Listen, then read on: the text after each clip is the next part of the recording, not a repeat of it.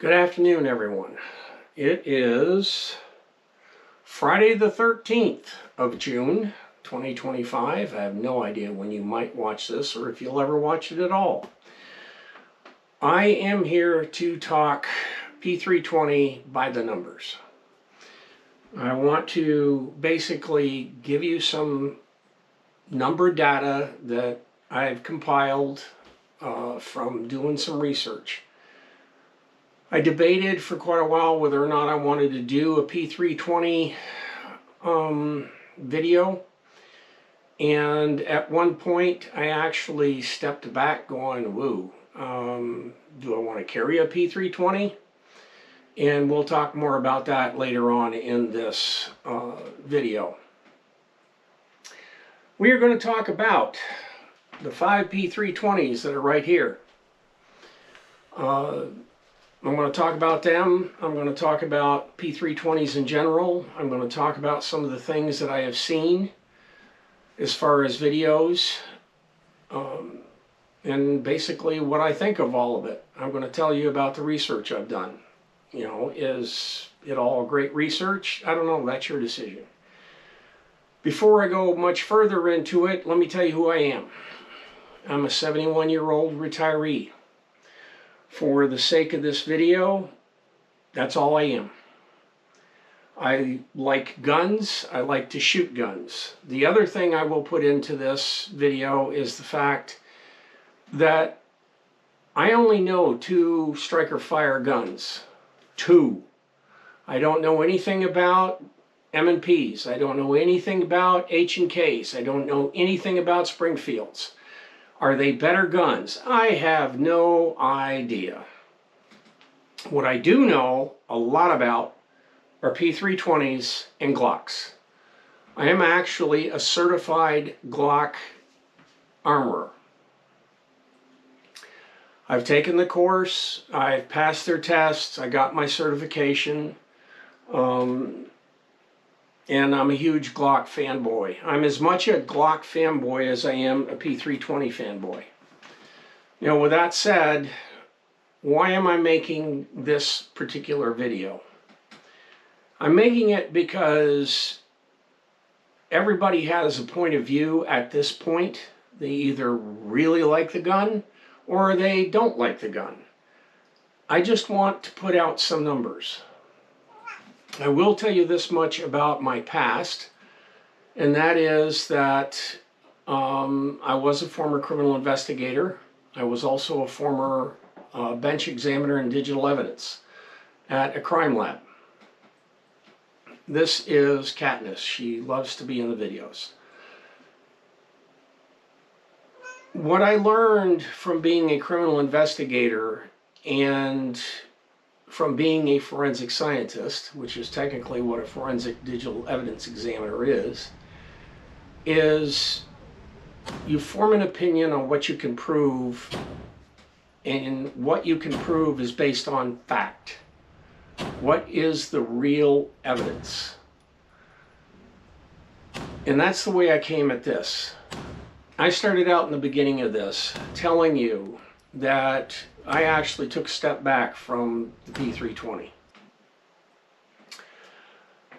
And the reason I did that was because of the 19 March 2025 news release that Sig put out saying there was nothing wrong with the Sig P320. And in doing that, I'm going, whoa, okay, there's no catalyst for this. There's no reason why they should be putting out a message like that. Nobody at the current moment is complaining about it, or there's no new lawsuit. There's nothing. I mean, we've had how many lawsuits? So why in the world are they putting out that there's nothing wrong with the P320? As a result of that, I got to go buy a gun I wanted, which is a Glock 19X MOS with a threaded barrel. I'm very proud of that gun, but that's another story for a different day, like so much of what I might say today is. But because of that, I went about starting to do some research. and getting some information and trying to figure out why in the world they would put that out. And then I took a look at some videos that were on YouTube. I look at comments in YouTube videos. Something I want to put out before we go any further. I am not a paid channel. In other words, I don't have any sponsors. I don't share any revenue with YouTube. I am a complete retiree who makes videos because he likes to make videos. And I have some training in videography, and I have some training in photography, and yada, yada, yada. But the point is it's fun for me. That's why I make the videos. And hopefully I provide you some information that might be of value to you. I don't know if I do or not, but hey, what the hell. Now, that's why I say it. Am I a shill for Sig? It's kind of hard to be a shill when Sig doesn't know you or even on the planet or own any of their products. Like I said, I've never gained anything from this. Nobody's telling me to do this. I just wanted to throw my hand out into the public reference to my personal opinion of the P320 and why I'm sticking with it. You have to forgive me. I have restless leg syndrome, so I'm going to stand up. Also, forgive the notebook. I tried to script this somewhere, so anyway, I got to stand up. Do you still see me on camera? Yeah, you're still seeing me. So anyway, I went about doing some research, and one of the first things I came across was somebody where his name's, I don't know how you pronounce his name. I don't know if his name is Ben Stoger or Ben Steger. If it's Deutsch, it's Steger. Long story. Anyway, Ben put out a thing about the fact that Sig put out the release, the news release about how there was nothing wrong with the Sig P320. And I watched it with intent, and then I started following along and looking at some other stuff. Excuse me, I'm going to have a sip of my martini. And as a result of that, I started looking to see what was out there and who had what to say. And one of the big things I came across was, I ended up with all these notifications that Gray Guns had come out and said there was something wrong with the P320 and how they could replicate a incidental discharge. And what Gray Guns did was they cited a video, It NDs Today, by LFD Research that was made on 19 May. So I went and took a look at that video.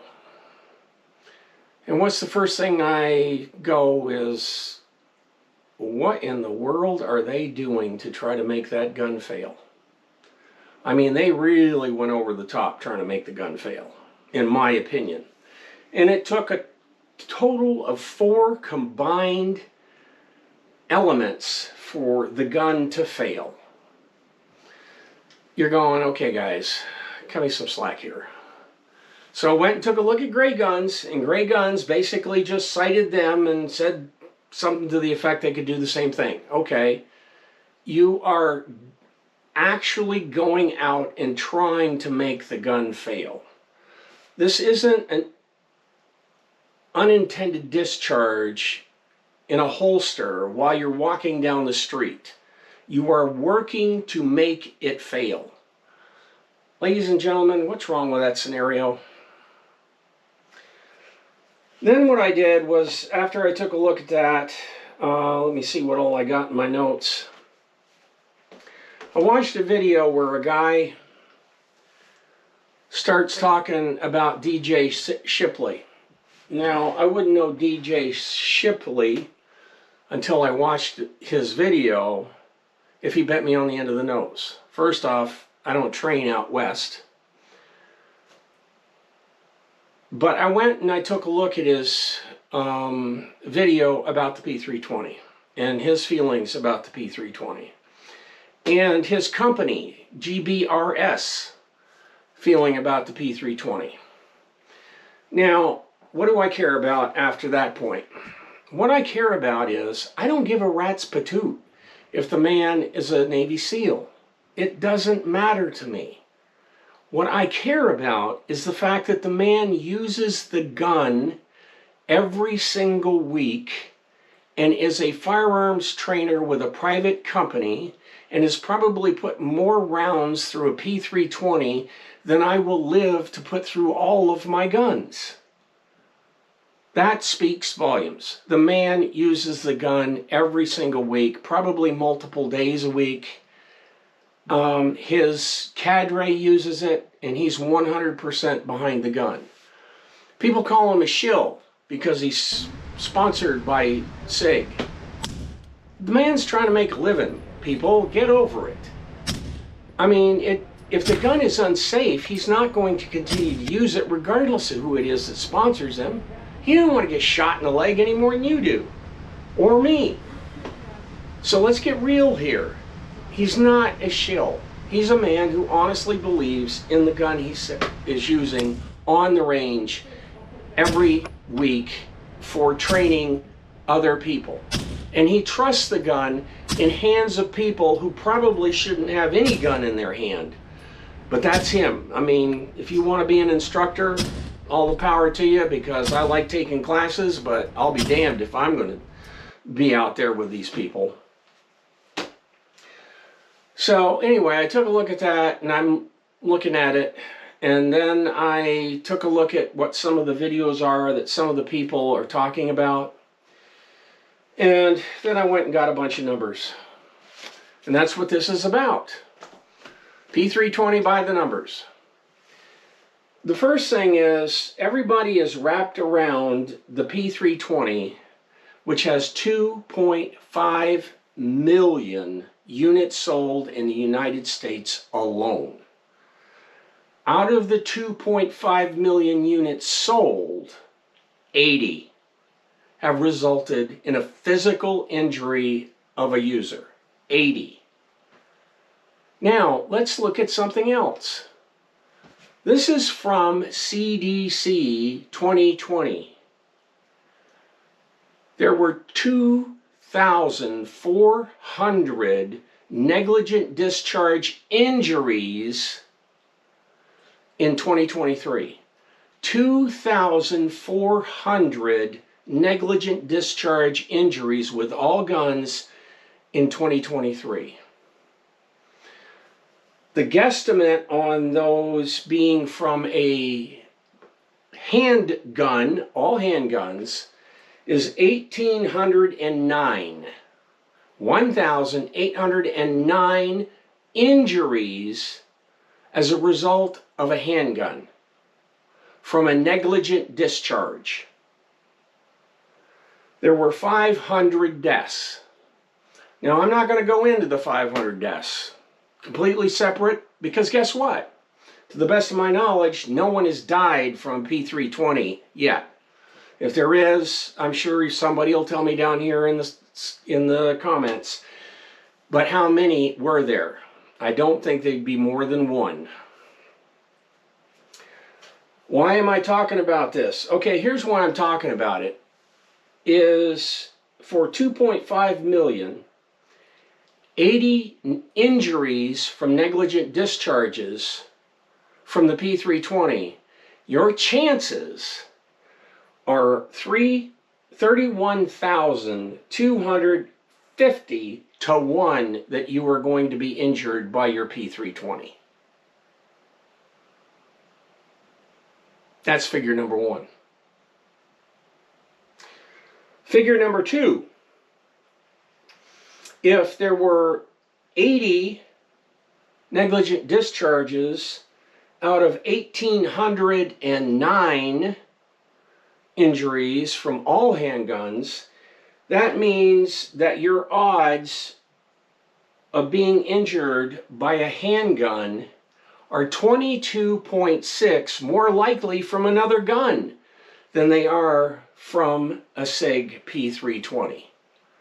1 chance in 22.6 chances of being injured. And that's if you figured all 80 injuries occurred in a single year. And we know that the 80 injuries occurred over a period of 10 years, from 2015 to 2025. The next figure I want to give you is if there were only 10 guns, let's say there were 80 injuries over a 10-year period. Well, let's break that down to how many injuries are there in a year? Well, best guess is there were 8 in a single year. So if you take the 8 for a single year, your odds of being injured by an unintended discharge of your P320 goes to 226 to 1. You have 226 greater chances of being injured by other guns, yes, all other guns, than you do by your P320. People, let's get real here.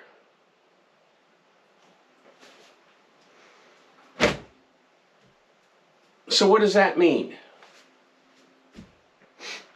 Well, what that means to me is I completely trust these guns. 100% trust these guns.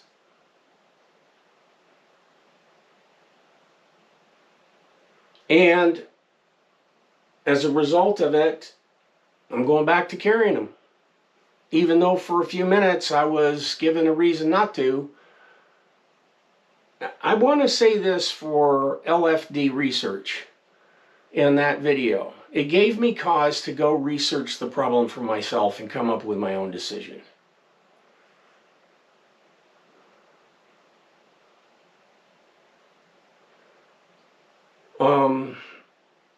These 5 P320s, every single one of them is modified except the M17, unless you're considering putting the Leopold Delta Point Pro on it and suppressor height sights, modifying it, which, yes, that's illogical, but as far as what's internal to the gun, there is absolutely, you'll notice it's got the same trigger on it.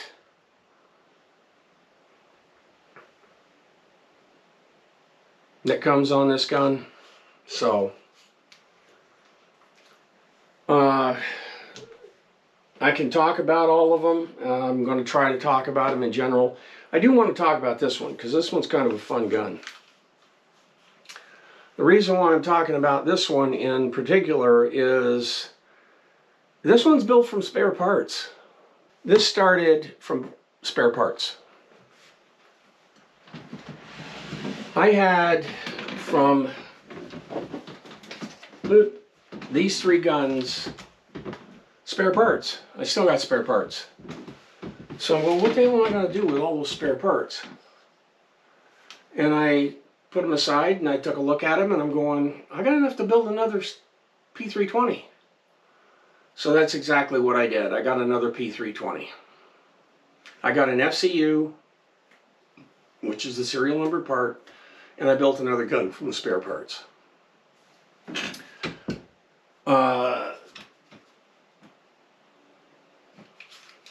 This gun,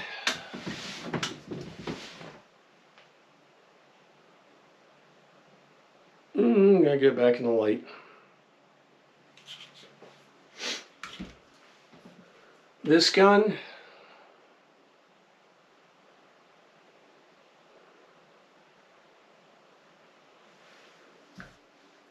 and this gun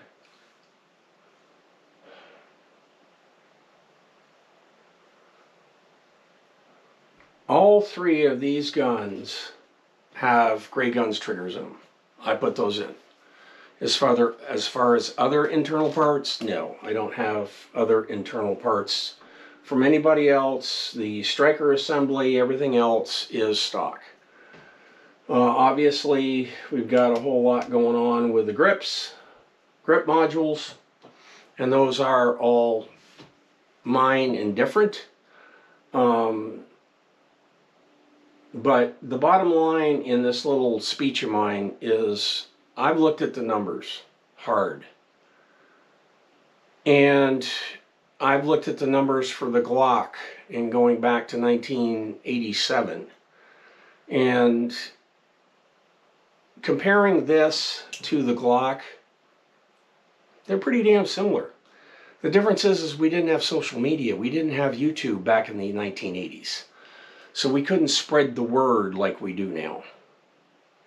So, I think that pretty much is it for this.